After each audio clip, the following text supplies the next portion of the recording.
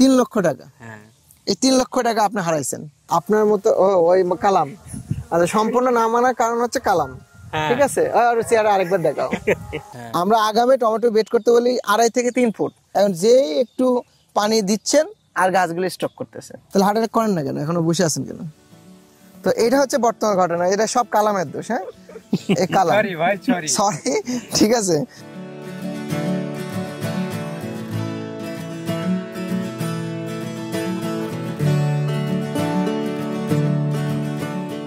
আপনারা জানেন যে আমরা টমেটো নিয়ে চাষ করার কথা আমরা বলেছি ইতিমধ্যে, অনেক আগাম টমেটো করার কথা বলি। এই সময় বা এর পরে আমরা টমেটো নিয়ে কথা বলি না। আমাদের মূল উদ্দেশ্য থাকে আগাম উদ্যোক্তা যদি ফসল করতে পারে, ক্রাইসিস মোমেন্টে বাজার নিয়ে গেলে সে দামটা পাবে, তাই না? এখন যেমন আপনি নিয়ে যাচ্ছেন কাঁচা ফল, এই সাইজের ফল নিয়ে যাচ্ছেন বাজারে, তাই না? এইটা হচ্ছে স্মার্ট 1217। এর সাইজ যদিও 120 গ্রামের উপরে চলে আসে, তাই না? কিন্তু এই মুহূর্তে হয়তো 60-70 গ্রাম হয়েছে। এই 60-70 গ্রাম ফল সে কাঁচা ফল নিয়ে যাচ্ছে বাজারে 70-80 টাকা কেজি বিক্রি করতেছে কাঁচাই, কোনো প্যারা নাই, কোনো ওষুধও দেওয়া লাগে না, কোনো কিছুই লাগে না।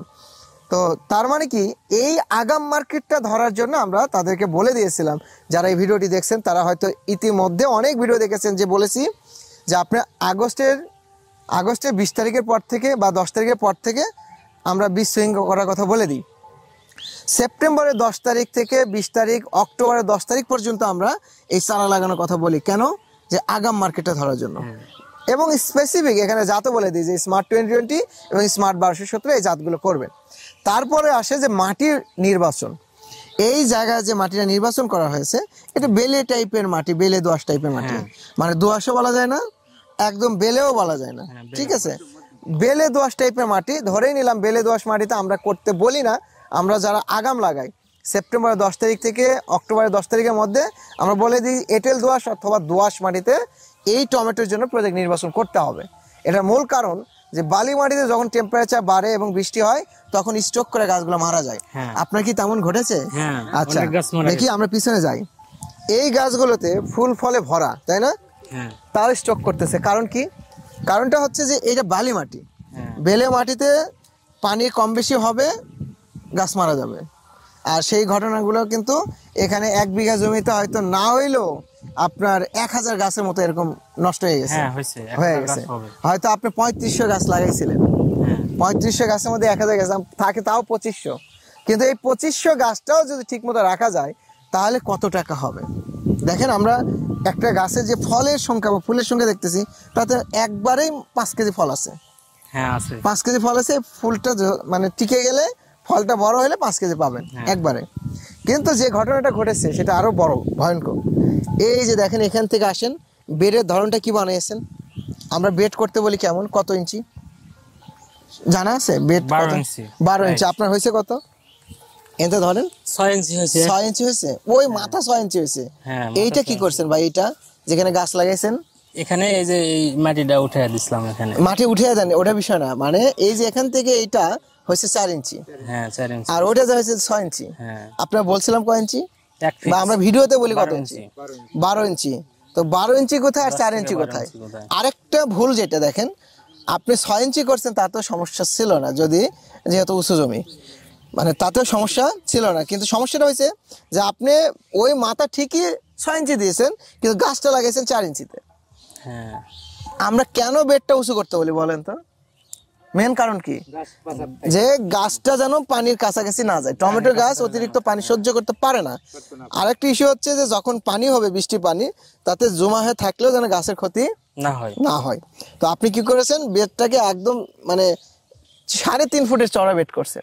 আমরা আগামী টমেটো বেড করতে বলি 2.5 থেকে 3 ফুট। তাহলে কি হইলো? মাঝখানে হাইট কমে গেছে, এদিকে নিচু হয়ে গেছে।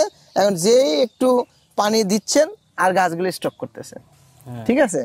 আর স্টক করার মূল কারণ হচ্ছে বৃষ্টির পরে যখন রোদ বাড়বে তখন স্টক করবে। আমি এখানে বিদেশ যাওয়ার জন্য অনেক টাকা পয়সা নষ্ট করছি, ওখান থেকে খুব হতাশাগ্রস্ত হয়েছি।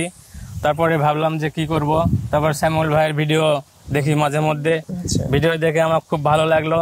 আমি এই জন্য একটা প্রজেক্ট করার চিন্তা ভাবনা করছিলাম। তো যাই হোক, এখানে 1.5 বিঘা জমি নিয়ে আমি প্রজেক্ট শুরু করছি। মোটামুটি এখানে লাউ চাষ করছি, করলা চাষ করছি, টমেটো চাষ করছি। কি ধরনের সমস্যা আপনি ফেস করছেন? সমস্যা বলতে যেমন এখানে যে একজনে বলে এটা এটা করো, বাজার থেকে এটা নিয়ে আসো, এটা নিয়ে এসে সঠিক মতো হয় না। তারপর মানুষের অনেক কথা শুনতে হয়, আচ্ছা। মানুষের পাগল বলে রাস্তাতে যায়, পাগল বলে এগুলো অনেক সমস্যার সমাধান হয়েছি। তারপরও যেটা হওয়ার কথা ছিল সেটা হয় নাই, কারণ সঠিক পরামর্শ পাইছি কিন্তু আসলে নিজেই করতে পারি। সম্পূর্ণ কেন মানলেন না, অর্ধেক কেন মানলেন এটা বলেন। আপনার মতো ওই কালাম, আচ্ছা সম্পূর্ণ না মানার কারণ হচ্ছে কালাম, ঠিক আছে? আর চেয়ারে আরেকবার দেখাও। হ্যাঁ ওকে ঠিক আছে, তাহলে সম্পূর্ণ না মানার কারণ হচ্ছে কালাম। সো কালামের মতো মানুষদের প্রভাবের কারণেই হেরে যায় এরকম কি শাহ আলম গুলো, তো হেরে যায় এগ্রোয়ানো। যে এত কষ্ট করে আমাদের যে প্রযুক্তিগুলো আমরা ডেভেলপ করি, প্রযুক্তিগুলো এক্সিকিউশনের জন্য এরকম মোটিভেটেড শিক্ষিত ইয়াংদেরকে তৈরি করার পর দিন শেষে এক্সিকিউশনের সময় এই কালামগুলোই হারিয়ে দেয় এগ্রোয়ানকে, এই শাহ আলমকে। সো আমরা খুবই সচেতন থাকবো এরকম কালামদের হাত থেকে, যাতে আমরা বেঁচে থাকতে পারি, হ্যাঁ, যারা কোনোভাবে প্রভাব বিস্তার না করতে পারে। তাহলে এরকম আমরা হচ্ছে প্রথম যে ভুলটা করেছে মাটি নির্বাচন, দ্বিতীয় যে ভুলটা করেছে বেড প্রস্তুত। এরপরে আসেন আরো অনেক ভুল আছে, আমরা একটু দেখাই আপনাদেরকে। এটা কি মাছা? এটা এই মাছার ধরনটা হচ্ছে যে মানে গাছ আপনি যেমন ইচ্ছে তেমনকে ছড়াই দিবেন আর গাছে খালি ফলই দিবে, মানে এটার টেন্ডেন্সি হচ্ছে এরকম। আপনারা জানেন যে স্মার্ট 1217 এটা হচ্ছে অনেক লম্বা হয় গাছ, এবং লম্বা হবে, ফল দিতেই থাকে। তাহলে এরকম সিচুয়েশন আপনি গাছটাকে কি করেছেন, ফালাই দিয়েছেন। আরেকটি ইস্যু হচ্ছে দেখেন, আমরা আগাম যখন টমেটো করি, মরিচ করি, আমরা বারবার বলে দিই যে গাছের গোড়া কোনোভাবে নড়া যাবে না। আর এটা কি বানাইছেন ভাই? এই গাছের গোড়ায় কোনো খুঁটি আছে? না, নাই। কেন নাই জানি না, জানছি শুনি নাই, বলি নাই নাকি? এই ঘটনা হচ্ছে দেখেন, এই গাছে যদি গোড়া একটু নড়ে তাহলে এই গাছকে টিকানোর মতো প্লেয়ার আর কেউই নাই দুনিয়ার। ওষুধ যদি ঢালা দেন তাও এই গাছ টিকবে না। গাছের গোড়া হতে হবে স্ট্রং, মানে আপনি কাঠি দেওয়া হইলেও গাছটা খাড়া রাখতে হবে, মানে গুড়া নড়া যাবে না। গাছের উপরে মাথা ভেঙে যায়, গাছ মারা যাবে না, কিন্তু গুড়া যখন নড়ে যাবে তখন আর কাউকে দিয়ে আটকাতে পারবেন না। বুঝা গেছে? এরপর আসেন, আপনার এই জমিতে আজকে হচ্ছে 55 দিন, টমেটোর 32-33 দিনে ফুল আসে। তাহলে 32-33 দিনে ফুল আসছে, তার 55 দিনে তার ফলে ভরে যাওয়ার কথা কিনা? ধরলাম যে আপনার মানে অর্ধেক টিকবে, তো সেই ফলটা কই, কেন ফল নাই বলেন? আপনারা জানেন যে আর্লি যারা টমেটো চাষ করে তাদেরকে আমরা বলে দিই যে জোয়ার নামে যে হরমোনটা আছে, এটা 15 থেকে 20 মিলি প্রতিদিন পার লিটার পানিতে, মানে 1 লিটার পানিতে 15 থেকে 20 মিলি ওষুধ নিয়ে হ্যান্ড স্প্রে দিয়ে দেখেন। এটা ধরেন এই যে এরকম যে নতুন ফুল ফোটে না, এরকম নতুন ফুল ফোটে, এই সুন্দর করে দেখবেন প্রত্যেক দিনই এই গাছে অসংখ্য এরকম নতুন ফুল ফোটে। তাহলে এই হ্যান্ড স্প্রে দিয়ে, মানে আমরা যে সেলুনে যে আমাদের মাথায় পানি দিয়ে দেয় ওরকম স্প্রেয়ার আছে, এটাতে সুন্দর করে খালি ফুলে দিবেন। যতগুলো ফুলে এই ওষুধটা পড়বে, মানে হরমোনটা পড়বে, প্রত্যেকটা ফুলে আপনার ফলে পরিণত হবে। কিন্তু এই যে হিট টেম্পারেচার যখন এখনো 30-এর উপরে টেম্পারেচার, তাই না, 28-30 এরকম, এই টেম্পারেচারে নর্মাল ভাবে আপনার ফল সেটিং হবে না। হইলে কি হবে দেখেন, ধরেন এখানে হওয়ার কথা ছিল কয়টা, ওই যে ওখানে 3টা দেখাচ্ছে না, এই স্মার্ট 1217 ম্যাক্সিমাম একটা ক্লাস্টারে 5টা থেকে 7টা করে ধরে। যেমন এই যে এটা ধরেন ওয়েদার একটু ঠিক হচ্ছে, তাও তো 3টা, এগুলো 3টা। এখানে হওয়ার কথা ছিল কয়টা, 1 2 3 4 5 6 7টা। এই জাতের ক্যারেক্টারই হচ্ছে আপনার মিনিমাম 6টা 7টা করে ক্লাস্টার ফল ধরে, যদি গাছের পুষ্টি ঠিক থাকে, যদি স্প্রেগুলো ঠিক থাকে এবং ড্রেনের ব্যবস্থা ঠিক থাকে, তাহলে এই ঘটনাগুলো ঘটে। সো দিন শেষে আমরা অনেক রকম এই জমির যে ভুলগুলো, এই ভুলটা যদি কারেকশন করা যেত তাহলে আমরা ওই অ্যাচিভমেন্টটা পাইতাম। তারপরে যদি বলি স্প্রে করার কিছু ইস্যু থাকে, কোন সময় কোন স্প্রে লাগবে এটা জানার দরকার কিনা, গাছে এই কন্ডিশনে কি দিবেন বলেন তো? এখন আপনি কি দিচ্ছেন? এখন এটা শুধু এই যে গাছের পাতা যেন কুকড়ে না যায়, হ্যাঁ এটা, আর এই যে ফল সেটিং হওয়ার জন্য গাছের পাতা কুকড়ে না যায় এটার জন্য কি দিচ্ছেন? এটার জন্য ভিটামিন দিচ্ছি। কি ভিটামিন দিচ্ছেন জানি না। ওকে আমাদের দেখেন, উনি হচ্ছে চারা নেওয়ার শুধু সম্পর্ক এগুলোর সাথে, আর বেশি কোনো সম্পর্ক রাখে নাই। কারণ মনে করেছে যে এলাকায় তো অনেক না, উনি এলাকার ডক্টরেট ডিগ্রি মানুষগুলো পেয়েছে, পাওয়ার কারণে মানে ওনার কাউকে দরকার হয়নি। কিন্তু দিন শেষে লস কিন্তু তাকেই গুনতে হয়েছে, এবং সেই লসটা যদি জানতে পারতো তাহলে হার্ট অ্যাটাক করতো। বললাম না যে খালি একটা টমেটোতেই সে 3 লাখ টাকা লস করলো, আমরা যে ক্যালকুলেশনটা দেখলাম। তো এই এই লসটা যদি না হইতো তাহলে সে মানে একদম দিব্যি ঘুরে বেড়াইতো বাঘের মতো করে। সো আমরা এখন যে পজিশনে আছি, তাহলে সেই পজিশন থেকে কি করতে পারি এই গাছে? 55 দিন বয়স না? তাহলে 55 দিন বয়সে আমরা যে কাজটা করতে পারি, অ্যাটলিস্ট প্রথমে আমাদের ফুলটা আটকাতে হবে। হ্যাঁ। 2 হচ্ছে আমাদের যে সমস্যাটা আছে যে গাছে উইল্টিং লাগতেছে, তাই না? উইল্টিং এ যে গাছটা মারা যাচ্ছে, ক্রপ মাস্টার দেওয়া হয়নি। দিছি। কতটুকু দেওয়া হয়েছিল? এটা মানে আপনাদের পরে স্প্রে করে দেওয়া হয়েছে? ক্রপ মাস্টার একবার স্প্রে করছি। একবার স্প্রে হয়েছে। এই সবজি ফসল আগাম যেগুলো করবেন, গাছের বয়স 15 থেকে 10 থেকে 15 দিন বয়সে 5 গ্রাম প্রতি লিটার পানিতে একবার স্প্রে করবেন।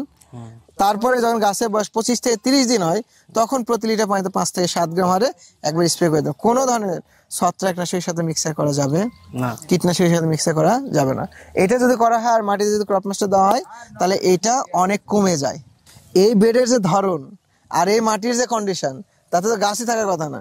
আপনার তো 1000 গাছ মারা গেছে, আরো 2500 গাছ আছে, তাই না?